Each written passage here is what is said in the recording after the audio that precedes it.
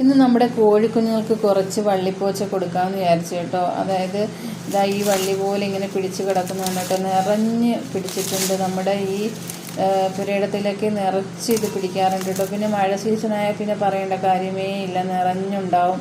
അപ്പോൾ നല്ല കാടായിട്ടുണ്ട് കേട്ടോ ഇവിടെയൊക്കെ. അപ്പോൾ അതിൽ നിന്നാണ് നമ്മളിത് ഇത്രയും എടുക്കുന്നത്. എത്ര ദിവസം കൊടുത്താലും തീരില്ല, അത്രയ്ക്കുണ്ട് കേട്ടോ. അപ്പോൾ എടുത്ത് നമ്മുടെ കോഴിക്കുഞ്ഞുങ്ങൾക്കും അതുപോലെ വലിയ കോഴികൾക്കും ഒക്കെ കൊടുക്കാൻ നല്ലതാണ് കേട്ടോ. പിന്നെ ഇത് ആടിനൊക്കെ കൊടുക്കാറും ഉണ്ടായിരുന്നു കേട്ടോ. നമ്മൾ മുന്നേ ആടുള്ള സമയത്തൊക്കെ ആടിനൊക്കെ കൊടുക്കുമായിരുന്നു.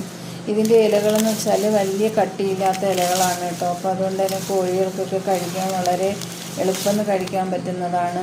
അതുപോലെ തന്നെ ഇത് നമുക്കിങ്ങനെ എടുക്കാൻ കോഴികൾക്ക് കൊടുക്കാനായിട്ടായാലും നമ്മളിത് മുറിച്ചെടുക്കാനുള്ള കാര്യമൊന്നുമില്ല. ഇങ്ങനെ വള്ളി ആയതുകൊണ്ട് വലിച്ചെടുത്ത് നമുക്ക് പെട്ടെന്ന് തന്നെ കോഴികൾക്കൊക്കെ കൊടുക്കാവുന്നതാണ് കേട്ടോ. ഇപ്പോൾ നമ്മുടെ കോഴികളുടെ അടുത്തോട്ട് കൊണ്ടുവന്നിട്ടുണ്ട്. ഇപ്പോൾ ഇവരിത് കണ്ടിട്ട് അത്ര മൈൻഡ് ചെയ്യുന്നില്ല. ഇവർ നന്നായിട്ട് ഇത് കഴിക്കുന്നതാണ് കേട്ടോ. നമ്മളിവിടെ മിക്കുള്ള ദിവസങ്ങളിൽ ഇത് കൊടുക്കാറുണ്ട്. ഇപ്പോൾ അവർക്ക് ഞാൻ വന്നപാടെ കുറച്ച് തീറ്റയൊക്കെ ഇട്ട് കൊടുത്തിരുന്നു. അപ്പോൾ അത് തിന്നിട്ട് അവർ വയറൊക്കെ നിറച്ച് നിൽക്കുന്നത് കൊണ്ടാണ് കേട്ടോ ഇപ്പോൾ അവർക്കത് കഴിക്കാൻ പറ്റാതെ അവർ മാറി നിൽക്കുന്നത്.